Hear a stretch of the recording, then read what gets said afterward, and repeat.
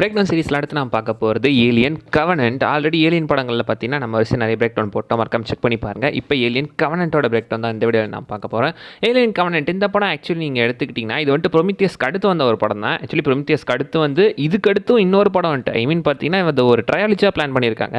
But அதுக்கப்புறம் பார்த்தீங்கன்னா ரோமலஸில் மொத்தமாக மாற்றி போட்டு அதை வேறு மாதிரி பண்ணி விட்டாங்க, அது வேறு விஷயம். பட் இந்த படம் பார்த்தீங்கன்னா வந்துட்டு ப்ரொமித்தியஸோட ஒரு சீக்வல் தான். பட் ஏலியன் ஃப்ரான்ச்சைஸ்க்கு ப்ரீக்வல், ஐ மீன் சீக்வலோட ப்ரீக்வல். கொஞ்சம் கன்ஃபியூஷனாக இருக்கும், அப்புறமா யோசிச்சு பாருங்க புரியும். வேலை இந்த படத்தோட பிரேக் டவுன் ஆரம்பிச்சிடலாமா? இந்த படம் ஆக்சுவலி நீங்கள் எடுத்துக்கிட்டிங்கன்னா இவங்க இங்கே ரெண்டு வேறு ஒரு பிளானெட்டுக்கு தங்கலாம் அப்படின்ற மாதிரி தான் காலனைஸ் பண்ணுறதுக்காக எல்லாருமே போயிட்டுருக்காங்க.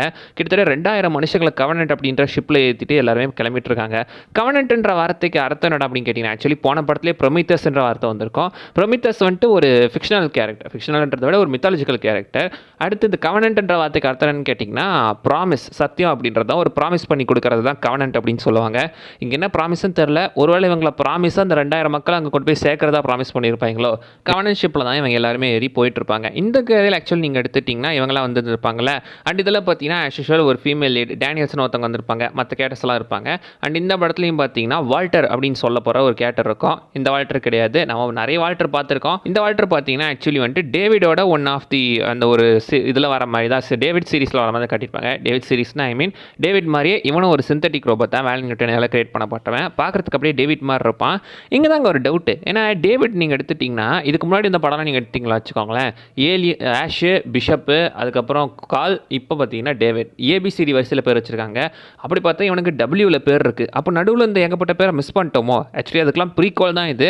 பட் இருந்தாலும் நடுவில் நிறைய வார்த்தைங்க மிஸ் ஆகுது அப்படின்ற மாதிரி தான் இருக்குது. ஸோ அந்த ஜேகே எல்லாம்லாம் நடுவில் ஏதோ ஒரு வார்த்தைங்களாம் மிஸ் ஆகுது. ஸோ அந்த சிந்தட்டிக்லாம் நம்ம கண்ணில் காட்டவே இல்லை. பட் இந்த கேரக்டரோட பேர் பார்த்தீங்கன்னா இப்போதைக்கு வால்டர். இவனுமே டேவிட் கிட்டத்தட்ட ஒரே மாதிரி தான், டேவிடை விட கொஞ்சம் அட்வான்ஸாக கிரியேட் பண்ணப்பட்ட மாதிரி சொல்லியிருப்பாங்க. அண்ட் படத்தோட ஸ்டார்டிங்கே பார்த்தீங்கன்னா டேவிட் கிட்ட தான் ஆரம்பிக்கும். டேவிட் அப்புறம் இந்த வேலண்ட் நியூட்டனல் கம்பெனி உருவாக்கின வேலண்ட் அவங்க தான் அங்கே நின்று பேசிகிட்டு இருப்பாங்க.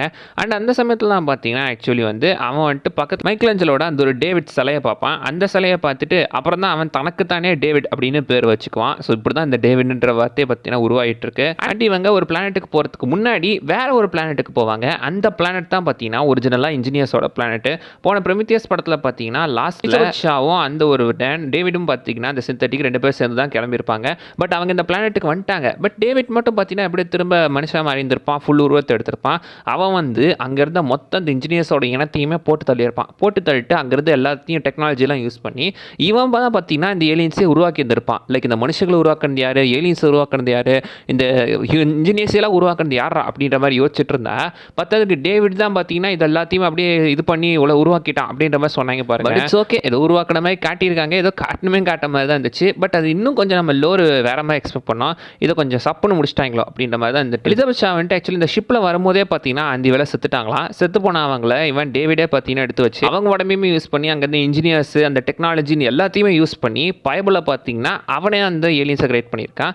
அண்ட் அதில் 2 சொல்லுவாங்க, ஒன்று நியோமாஃப், இன்னொன்று தான் ஜீனோமாஃப். ஸோ நியோமாஃப்ன்றதை ஆக்சுவலி முன்னாடி ஸ்டேஜில் பார்த்தது, ஜீனோமாஃப்ன்றதை அந்த ஃபுல் ஃபார்ம் எடுத்தது. அந்த நியோமாஃப்ன்றது பார்த்தீங்கன்னா ஆக்சுவலி வந்துட்டு ஒரு ஃபங்கை மாதிரி ஒரு பூஞ்சை மாதிரி இருக்க இடத்துக்குள்ள மிதிப்பாங்கல்ல, அதுலேருந்து பார்த்தீங்கன்னா சின்ன சின்ன பார்ட்டிகல்ஸ் எல்லாமே வந்து அது அவங்களோட காதுக்குள்ளேயோ மூக்குள்ளேயோ போய் அவங்க உடம்புல அப்படியே வர மாதிரி காட்டியிருப்பாங்க.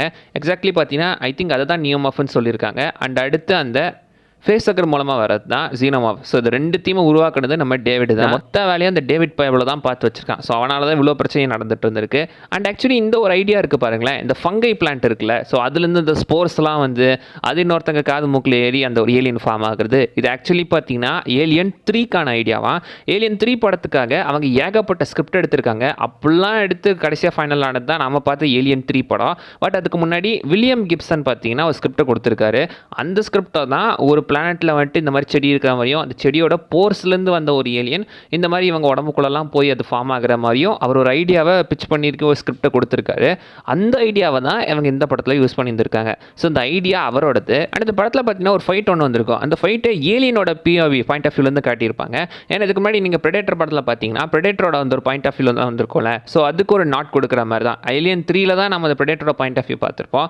பட் அது எக்ஸாக்ட்லி எப்படி பார்க்கும்னு நமக்கு தெரியாது. இப்போ ஒரு பிரெடேட்டர் எப்படி பார்க்கும் நமக்கு தெரியும், அது பார்த்தீங்கன்னா இன்ஃப்ராரெட்டில் பார்க்கும். ஏலியன் எப்படி பார்க்கும், அது பார்த்தீங்கன்னா ஒரு மாதிரி மங்கலான ஒரு பார்வையோட பார்க்குற மாதிரி தான் நம்ம காட்டியிருந்திருக்காங்க இந்த படத்தில். ஆக அதோட பாயிண்ட் ஆஃப் வியூ வந்து நம்ம இந்த படத்தை பார்த்துருக்கோம் ஒரு டைம். இந்த படத்தோட டைட்டில் பார்த்தீங்கன்னா ஏலியன் கவனன்ட் தானே. ஆனால் இதுக்கு முன்னாடி இந்த படத்துக்கு பார்த்தீங்கன்னா ஏலியன் பேரடைஸ் லாஸ்ட் அப்படின்னு தான் பேர் வைக்கலான்னு இருந்திருக்காங்க. பேரடைஸ் லாஸ்ட்ன்றது ஆக்சுவலி பார்த்தீங்கன்னா அது ஒரு பழைய ஸ்கிரிப்சர். இந்த படத்தில் கூட அதில் வந்து ஒரு டைலாக் அப்படியே வந்திருக்கும், serve in heaven or reign in hell. சொர்க்கத்தில் வந்துட்டு அடிமையாக இருக்கியா இல்லை நரகத்தில் ராஜாவாக இருக்கியா அப்படின்ற மாதிரி ஒரு டைலாக் வந்திருக்கும். எக்ஸாக்ட்லி பார்த்தீங்கன்னா இந்த டேவிட் வந்துட்டு வால்டர் கிட்ட கேட்டிருப்பான், நீ மனுஷங்கிட்டலாம் அடிமையாக இருக்கிறத விட இந்த மாதிரி எல்லாரும் செத்து போன இடத்துல ஒரு ராஜாவாக இருந்துடலாம்டா அப்படின்ற மாதிரி அவன் மென்ஷன் பண்ணியிருந்திருப்பான். கிட்டத்தட்ட அதே கூட இந்த படத்தோட ஒன்லைனாக நம்ம வச்சுக்கலாம். ஏன்னா டேவிட் இவங்க எல்லாத்தையும் போட்டு தள்ளிட்டு அந்த இடத்த இவனே டேக் ஓவர் பண்ணியிருப்பான். அந்த பக்கம் வால்டர் பார்த்தீங்கன்னா மனுஷங்களுக்கு கீழே வேலை செஞ்சுட்டு இருப்பான். ஸோ அந்த மாதிரி தான் நான் இந்த மாதிரி இடத்துல ராஜாவாக இருக்கேன்டா, நீ அவங்களுக்கு அடிமையாக இருக்க அப்படின்ற மாதிரி அவன் சொல்ல வந்திருக்கான் போல. அந்த ஒரு பேரடைஸ் லாஸ்ட்ல இந்த டைலாக்கை அப்படி இந்த படத்தில் வச்சிருக்காங்க. அதை தான் டைட்டிலாக்கெலாம் வந்திருக்காங்க. பட் அதுக்கப்புறம் மாற்றிட்டு இருக்காங்க. அண்ட் படத்தோட லாஸ்ட் ஃபைட் கூட எடுத்துட்டிங்கன்னா அதுவுமே கூட நல்லா தான் இருந்துகிட்டு இருக்கும். அண்ட் அந்த லாஸ்ட் ஃபைட்டில் நீங்கள் எடுத்துட்டிங்கன்னா எக்ஸாக்ட்லி ஏலியன் 2 படத்தோட அந்த ஒரு ஃபைட் சீன் மாதிரி தான் இருந்துட்டு இருக்கும். ஏன்னா அதில் ஒரு கிரேன் ரோபோட் மாதிரி சண்டை போடுவாங்க. இங்கே ஸ்பேஸ்ஷிப்க்கு மேலே இருக்கிற அந்த ஒரு கிரேன் ஹேண்டில் இருக்குல்ல, அதை அப்படியே பார்த்தீங்கன்னா பிடிச்சி அந்த ஏலியனை நசுக்கிற மாதிரி காட்டியிருக்காங்க. நசுக்கி போட்டு தள்ளுற மாதிரியான ஒரு சீன் வச்சிருக்காங்க. ஸோ எக்ஸாக்ட்லி பார்த்தீங்கன்னா அந்த பழைய படத்துக்கான அப்படியே ஒரு ரெஃபரன்ஸ் தான் இது. லெவல் தான் இந்த வீடியோலாம் சொல்ல வந்து நிறைய விஷயம் மிஸ் பண்ணால் நீங்கள் கீழே கமெண்ட் பண்ணுங்க பார்க்கலாம். அண்ட் அடுத்த வீடியோவில் பார்க்குற வரைக்கும் பை பாய்.